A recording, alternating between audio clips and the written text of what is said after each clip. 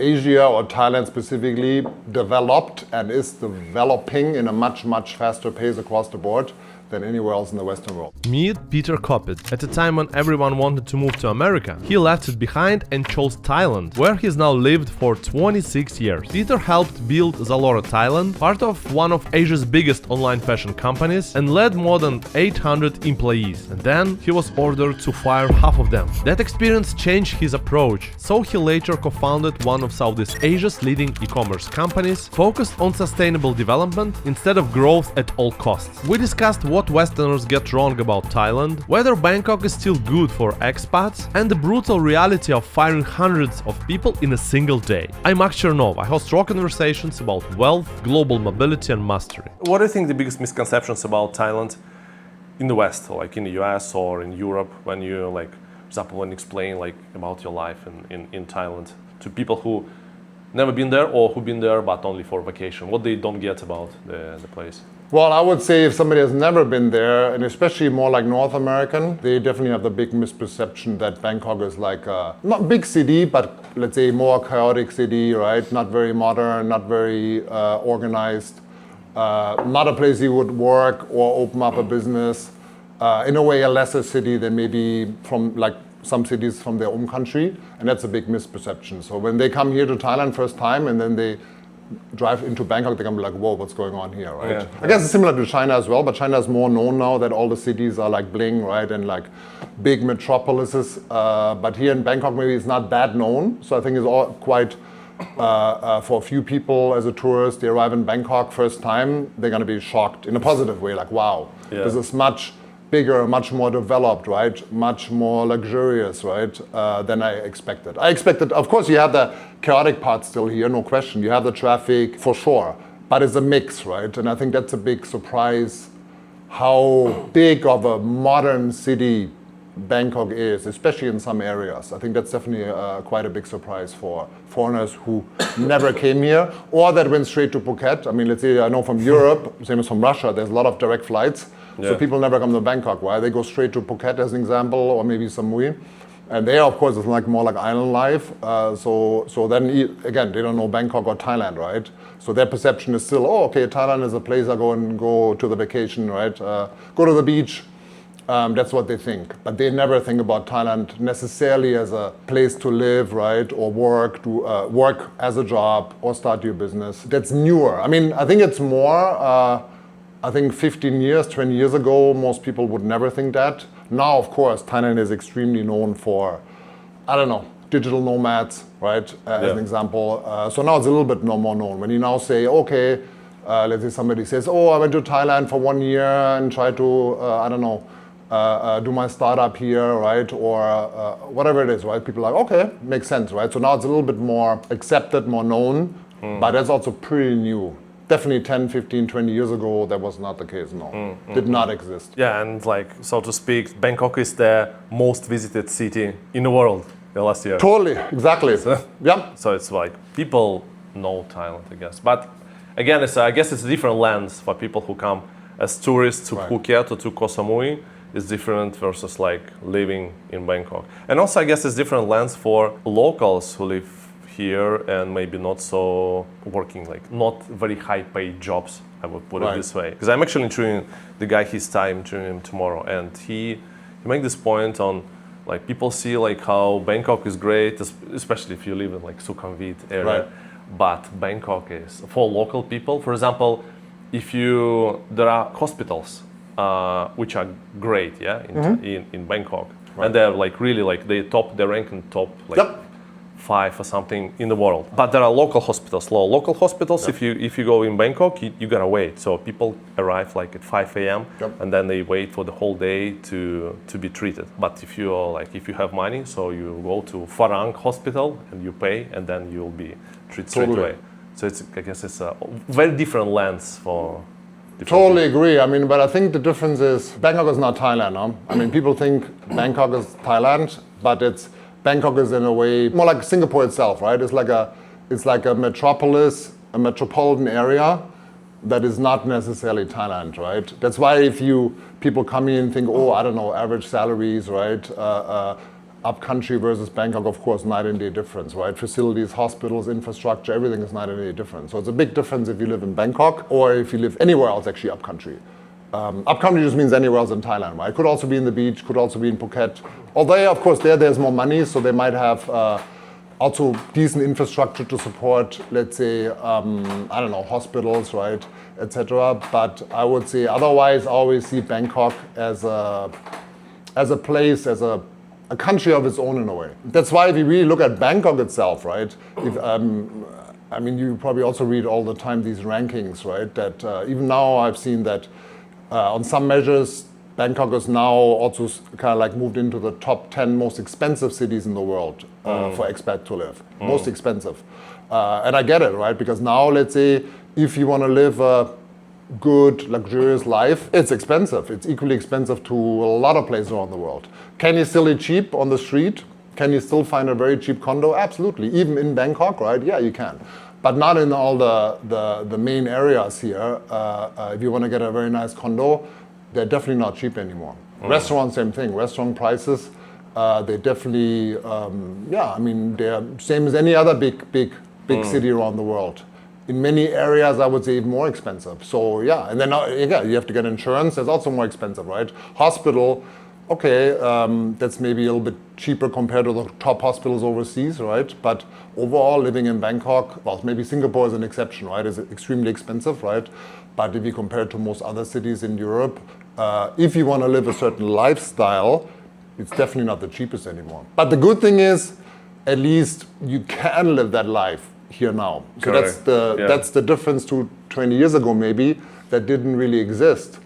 Now it does exist, right? So now if you want to live a great lifestyle, although again, you definitely need some money, Bangkok is a really almost perfect place to live because it exists, right? Everything that you expect from a city, infrastructure, shopping, I don't know, international schools, hospitals, restaurants, bars, whatever it is, right?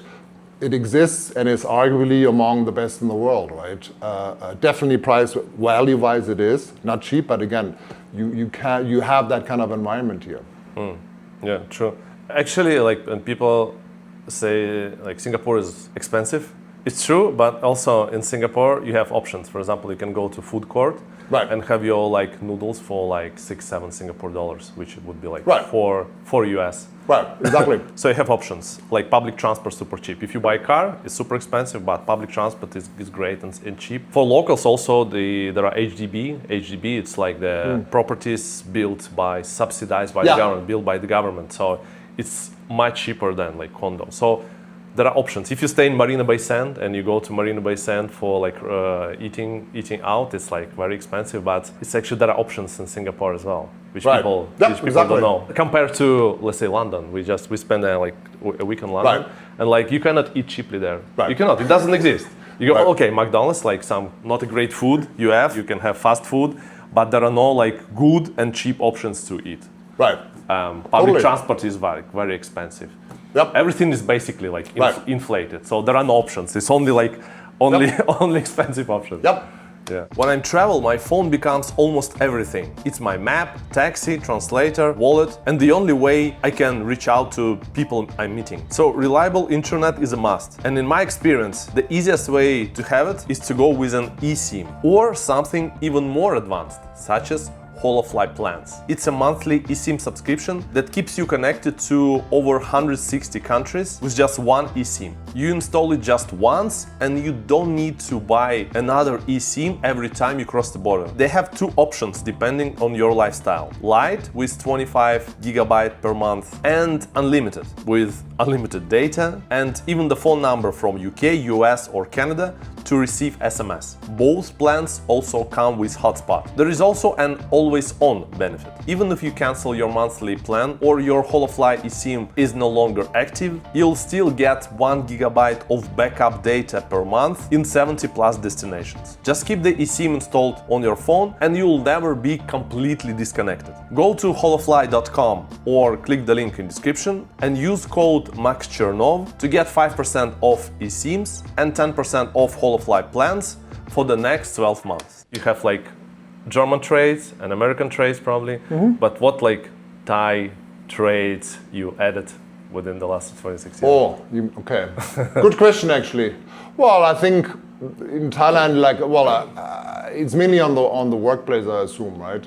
Because here you have to be a little bit more sensitive compared to US or Europe, right? Meaning here you don't have necessarily direct communication, right? You know what I mean? So it's kind of like you have to communicate sometimes indirectly to get people to do what you want, right? That's definitely a new thing. So if you go to in the office now in a meeting, right, and then let's say be all like, let's say a typical German, right, be all strict, right, and assign people tasks, and if they don't live up, the quality of work doesn't live up to the expectation, right, that you kind of like be strict with them, it doesn't really work here, right? So here it's a lot more about nurturing, right, working with people, getting the respect of people, training people, right? And then slowly you can kind of like grow with them, right?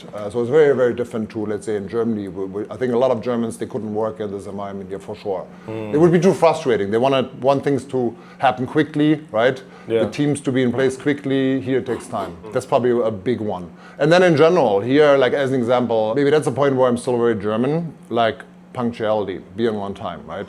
Here in Thailand, it just doesn't happen, right? So when people, doesn't matter where, they're going to be late. And I understand why, because there's good reasons. If you really want to plan ahead to go to a dinner, to go to a meeting, right? It's not easy. You really have to leave, if it's the other side of town, 2 hours or 1 hour, 1 hour before, if you want to be there 100%, right, on time. But it's not practical, because then maybe you're there in 15 minutes and then you're there 40 minutes before, right? So I get it, right? So people plan as best as they can, but quite often they're going to be late. So as soon as people are late, normally people would be really frustrated, right? But here it's normal, right? Meaning 5 minutes late, 10 minutes late is like still on time in a way, right? So those little things are, I think, quite different to what you're used to in, let's say, Europe or the US. 5-10 minutes time is already, like in Germany it would be considered late. Oh, that's a no-go.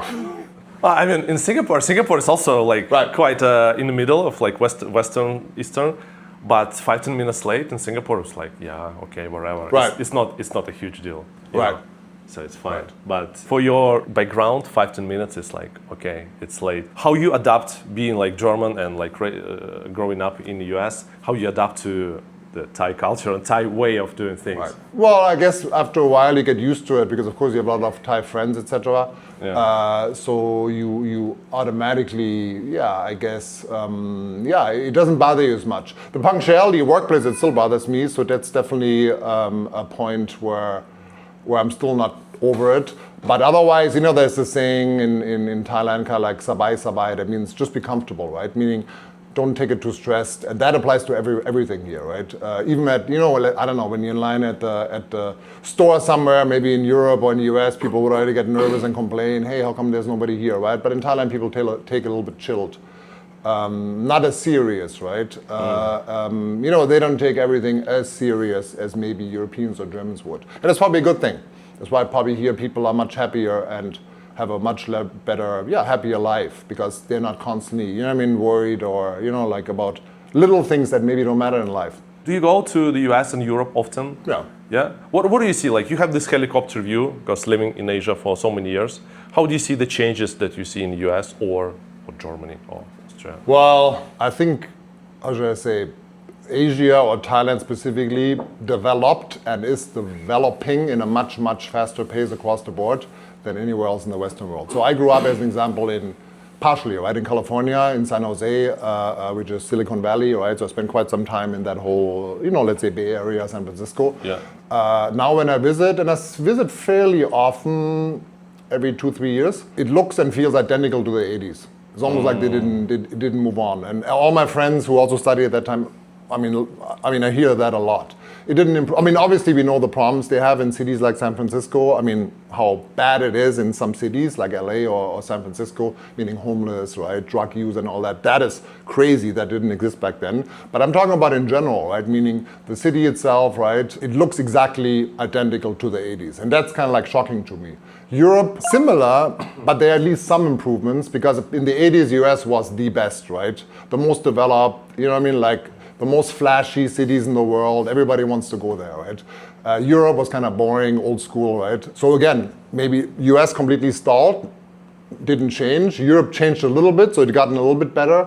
But Asia completely accelerated, right? Obviously China, but even places like Thailand or Bangkok. Yeah, I would say now when you look at Bangkok, the city, I mean, at least for me, right, has much more to offer than most cities, let's say in Europe and the US. Meaning not about that you have access to it. It's more like in other cities around the world, you do not even have access to, let's say as an example, I go to the US now, right, to a city. The options for restaurants, the options for malls, the options for hotels, the options just to hang out in cafes, right? They're there, but they're very minimal. Here we have this massive abundance of options. Here in Bangkok now, is it nice coffee places or brunches you wanna, sit down and work in the morning? You wanna eat somewhere cheap, but really nice with a good vibe. You want to eat at the top Michelin 3-star restaurant. You want to stay at the best hotel that you could ever stay at. You want to stay at a budget hotel that is still very decent and nice. You know what I mean? You want to go to a shopping mall that is open every day, 12 hours a day, never closes, right? Everything from cheap shopping to the most luxurious shopping.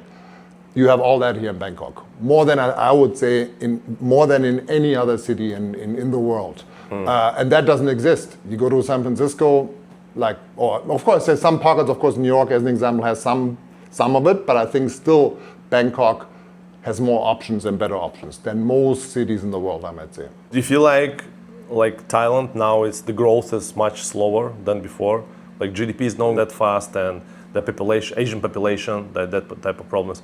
Or maybe living in Bangkok, you don't really see it because Bangkok is the place on its own. Yeah, I would say exactly. I think you cannot look at Thailand, same as the politics, right? So people always complain and about Thai politics, right? There's always, like Thailand, most coups in the world, I mean, historically, right? Yeah. Never has a stable government. And so which is normally not good for the economy, obviously, right? But I do really realize that once you live in that environment for a few years, it doesn't matter. You know what I mean? People just move on their own pace, which might be a good thing. As an example, if you cannot expect much from a government, right?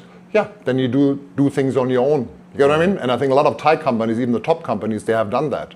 So they cannot really rely on the government anymore. They do it themselves, meaning, and I'm talking about big Thai companies. They expand overseas, right? They expand their own business, right? They don't wait for the government. If you have a country where the government is giving out a lot of, has a lot of subsidies for business, I'm talking, right? People are always waiting, right? Okay, what's next? What are you giving to me, right? That doesn't really exist here. So people have to make it themselves, and I think business adapt to that. Hence, a lot of the Thai companies, 20, 30 years ago, they were really big in Thailand.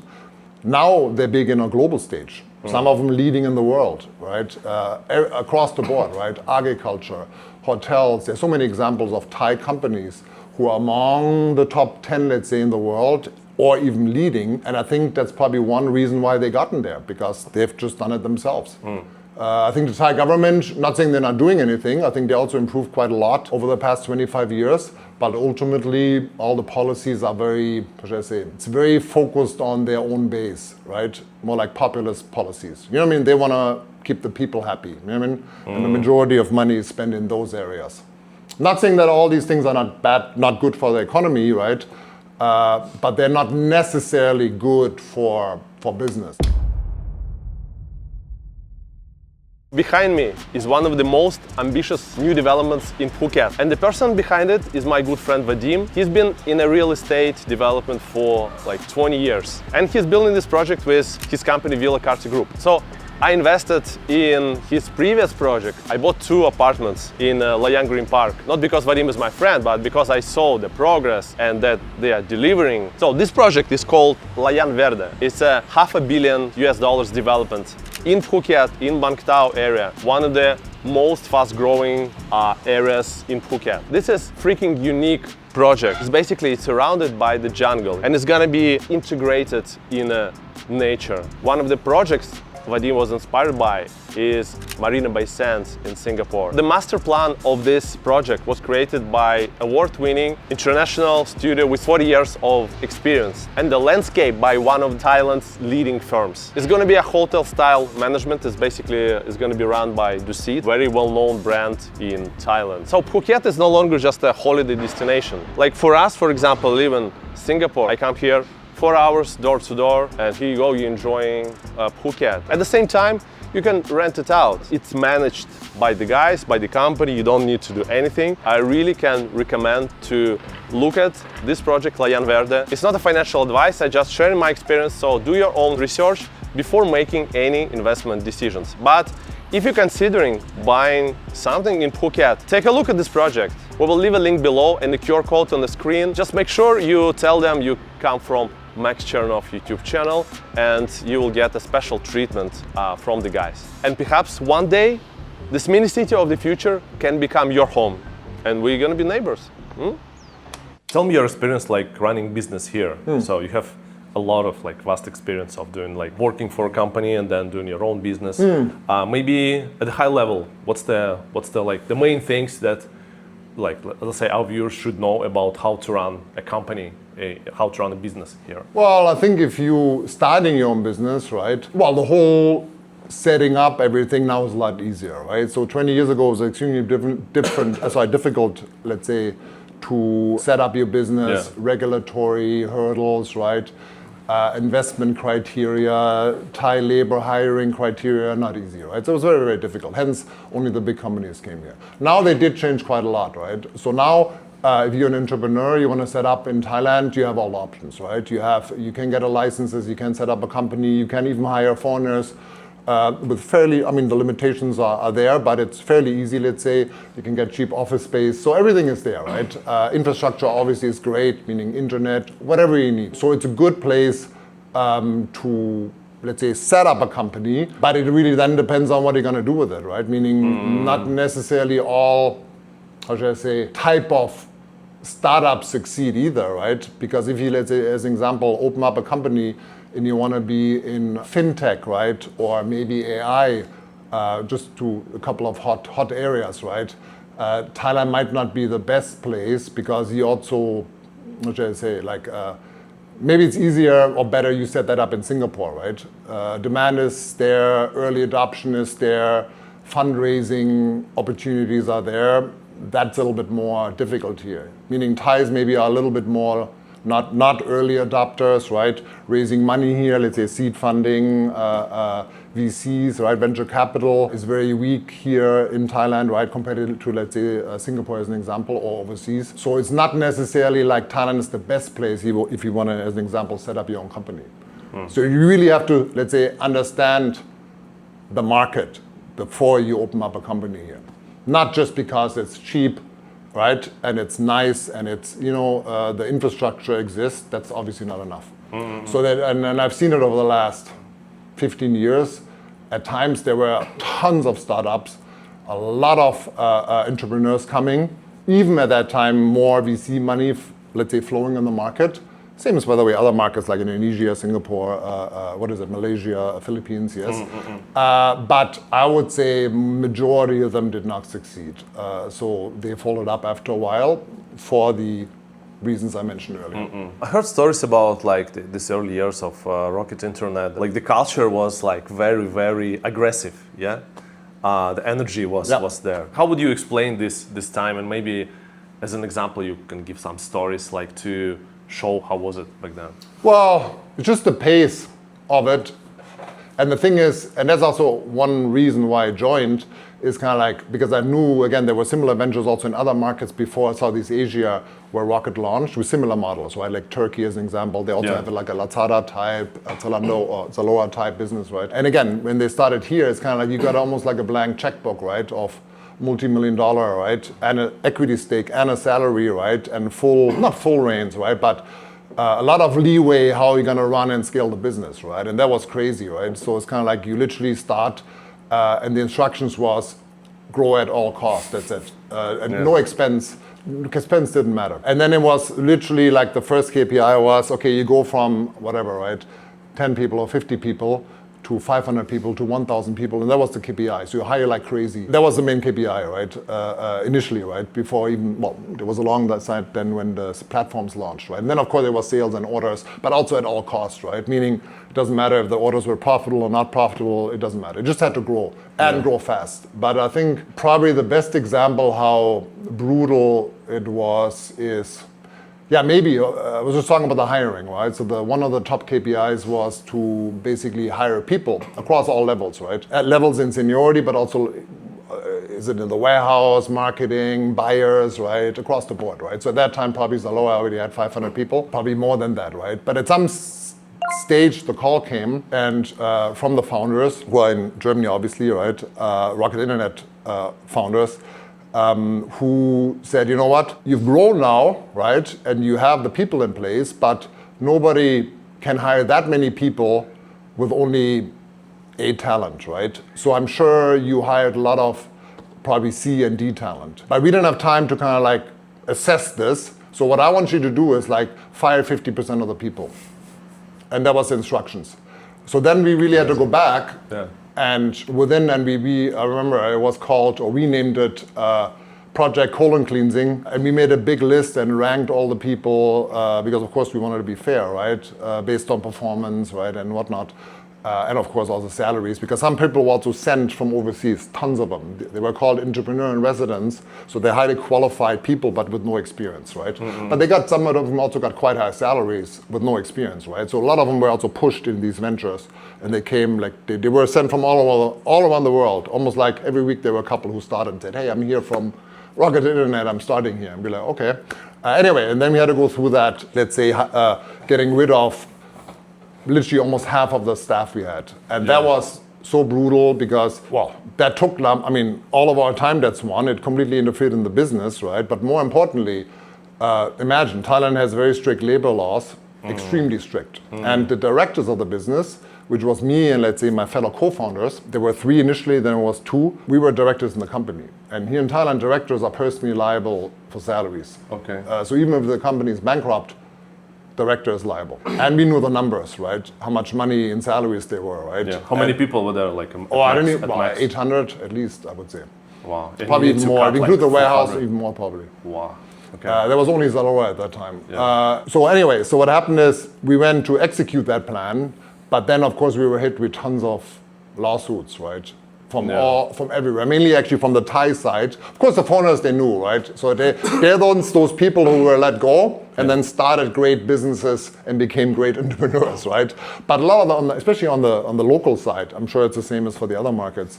What happened is they were fired and then we were sued, mainly by the parents, right? Maybe by them for unlawful firing, Because of course, at the same time, we were also instructed not to pay full severance. So anyway, so our HR team, and we had quite a lot of people in HR, spent all day at the labor courts, literally. Both Lazada, same thing, by the way, identical. It was crazy. And then the risk, that's also actually one reason why, let's say, not only me, but my fellow co-founder left. Because, of course, we had a bunch of lawyers representing us. At some stage, they called us in, literally, and said, you know what? Guys, if I were you, I wouldn't be able to sleep at night. And I'm serious. And then these stories popped up. Oh, I remember Turkey co-founders had to leave overnight in Turkey, right? Because they had arrest warrants or whatever. Nothing bad happened. They were just liable for some, they were sued not only by employees, but also by suppliers as an example, right? It was so chaotic. Anyway, and then we were like, okay, no way. And then we kind of like started, to kind of like plan our departure, right? Which was working quite well. We sit down and then obviously talk to like the regional team and then the guys in Berlin and then kind of like we left like 3 months. Both of us at the same time. We left at that time because it was just too risky. Left the country? No, not that left the country. Left Rocket Internet. So resigned officially and said that's getting too risky. So that was like probably 1.5 years after we started Zalora. We were like, no. And then we left. And that was actually pretty well managed also from the Rocket Internet side. Yeah. So they did, again, they're obviously also reasonable, right? So that was managed quite well. So we left like probably 3 months after that. Because I meet all of these like legendary, incredible founders, investors, unconventional people, I'll bring them to private meetups with the members of the Backstage Circle, a project that I'm building now. I'm so bullish on this project right now. It's a group of high-level entrepreneurs and investors based in Singapore, Hong Kong, Thailand, and a few other places. We are super pre-selective with the people that we are accepting. We're gonna have several trips together every year, and we have small groups where we form this 7 to 10 people where members can share their challenges and problems, can get advice from other members without judging. It's like your safety groups of peers, not like it's a psychotherapist or it's your friend or family member. It's literally peers that operating at the same high level as others. Because one problem that I realized, like talking to many like successful people, when you get higher, it starts to be more lonely up there. You have less and less people who actually you can relate to, and they relate to you. So that's why I'm actually building this together with like incredible people. I'll be involved in majority of the events, and it's actually rare for these private clubs or networks and communities when the founder is involved. I'll be involved. I will not optimizing for scale, for quantity. The main value comes from the people that we actually pre-selected for this project. So if you want to join us, I'll leave a QR code on the screen. I'll leave a link below. It's a form. I'm checking all the forms, all the answers myself. And if there is a fit, you will know it. We'll get in touch. One of the big learnings that, and probably one of the problems which I personally think is wrong with startups nowadays, that startups, when you read on LinkedIn, right, or you read all these stories, everybody talks about money raised, valuations. Yes. But again, I saw the whole boom and bust, and I would say 98%, 99% of all the companies that were talking big evaluations, right, raised some decent money in tens of millions, even hundreds of millions. A lot of them didn't make it, right? Because ultimately, even now, a lot of people think having a high valuation or raising a lot of money, right? You always see it on LinkedIn, right? Oh, we raised this and this, right? Series A, Series B is a measure of success. And I guess in some angle it is, but for me, no, right? What really matters, are you making money? And how much do you still owe in the business? Because what happens with a lot of them is you raise a lot of money, right? You have some massive PEs, famous global PEs, part of your cap table.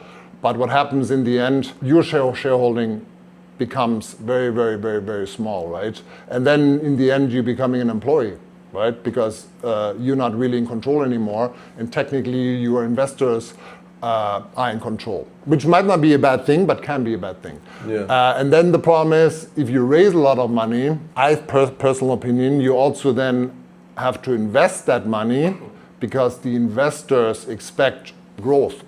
That's all they care about, right? Yeah. And they expect it quickly, right? So you have to deploy that money. And I think many companies, maybe not all, but many companies, including us, you invest and you expand too quickly, right? And then, and that's not possible. Also what I said earlier about Rocket, right? You hire a lot of people, you expand infrastructure, warehouses, right? You spend money like crazy, but then what hurts is the profitability, right? And then ultimately, at some stage, you become very, very big. Maybe you also have the revenues, but then you're struggling with the profitability and maybe the quality of the overall company, right? So that's why, looking back at that now, would have been probably smarter to raise only the amount of money needed to grow, to have, let's say, sustainable growth, profitable growth, not exponential growth. Everybody wants that hockey stick. They raise the money for that hockey stick, but the chances that you can make that hockey stick and then after that be profitable, like I said, most companies, I think they don't make it. And even if you do make it, but even if you do make it, you then end up with a very, very, very, very small percentage of ownership in a very big company. You own a tiny, tiny slice of a massive pie.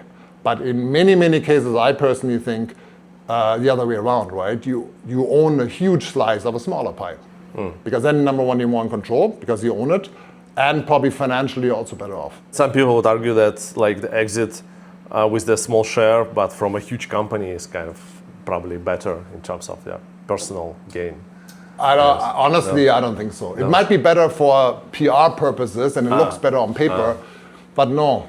Because the thing is, naturally, I think the majority, like after, let's say, if you're past the Series B or later round, right, and you raise significant capital, depending on how of course, with how much did you start initially, right? Yeah. But I would say almost no founders, unless maybe Elon Musk is a difference, right? So he owns huge chunk in massive companies, SpaceX, Tesla, right? That's a very good example how it should be done, right? Which is unusual though, right? But I would say the majority of founders they definitely don't have the majority anymore, and they end up owning a small piece, but they're then not in control anymore, right? Okay, so you still have like a lot of ambitions, yeah? Absolutely, yeah. What is it all about? Like, why wouldn't you just chill and live your life? Well, I definitely, number one, cannot sit still, right? That's one thing. Plus, I would say everybody needs a purpose, right? You need something, I think you always need some kind of a goalpost that you have to look for, right? And because just sitting at home doesn't make one happy. You know what I mean? Even if let's say you have all the money in the world, I don't think that defines happiness, right?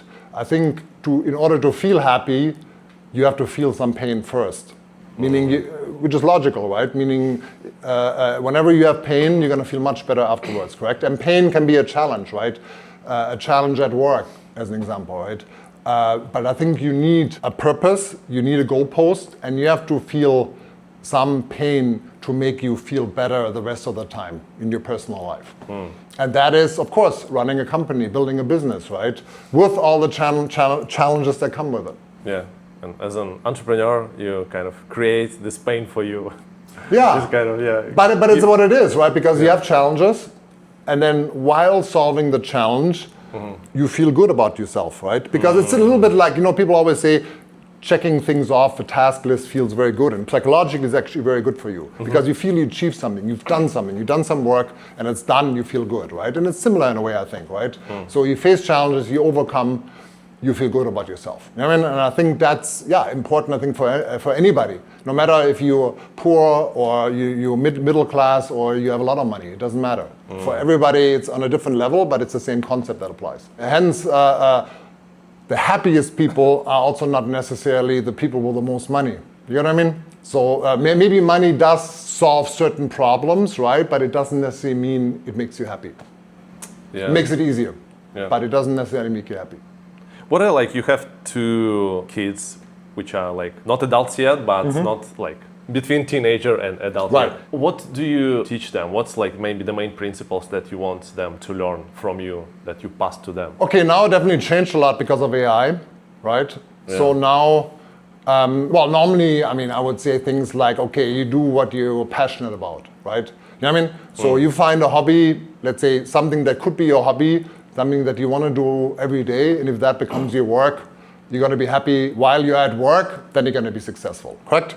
So that obviously is kind of fundamental. Problem is nowadays it becomes more difficult, my personal opinion, because I think it's going to be much more difficult to land a lot of jobs in the future because of AI, because they will be replaced by AI. The same thinking what I mentioned about the do what you like still applies, but you have to be a little bit more careful now early in the career what you want to do long term. Meaning, before maybe I would have told my daughter or my son, okay, you do a bachelor in business at a, let's say, top university somewhere, it doesn't matter, right? You get a good degree, you build your network, you have time, right? You have 4 years. Then maybe if you do a master degree, right?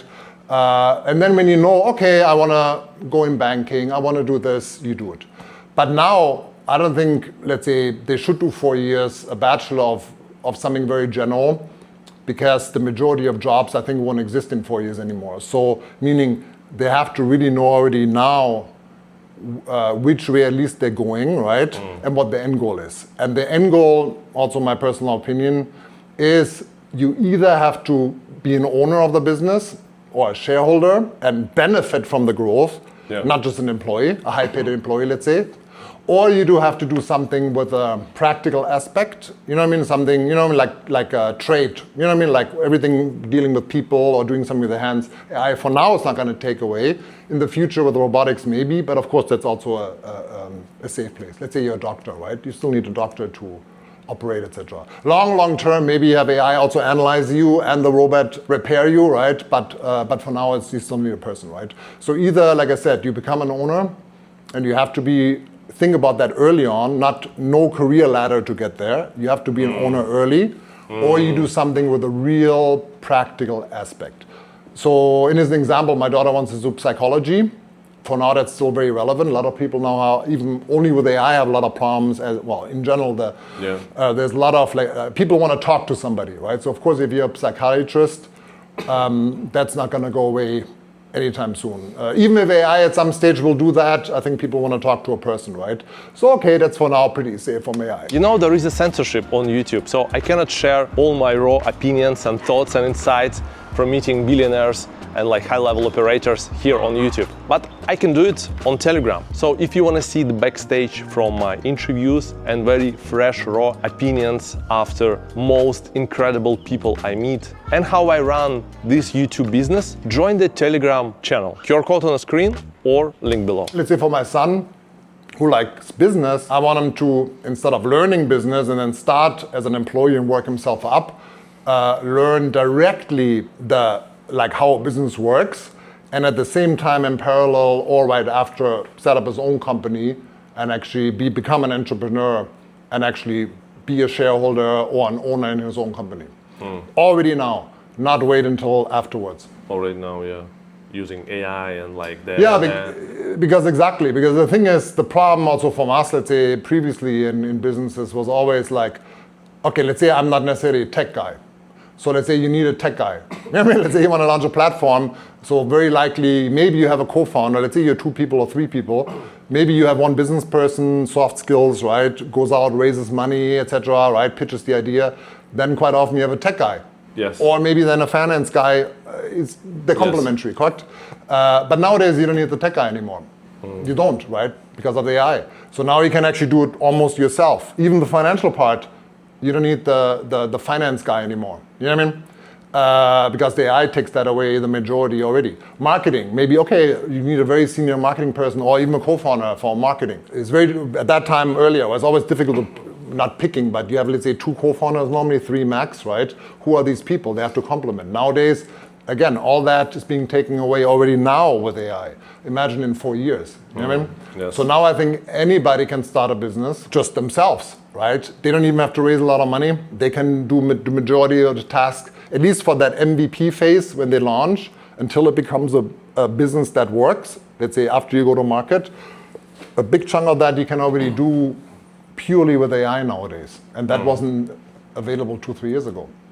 Yeah, no, 100% true. We're launching now the thing called the Backstage Circle. It's a private membership.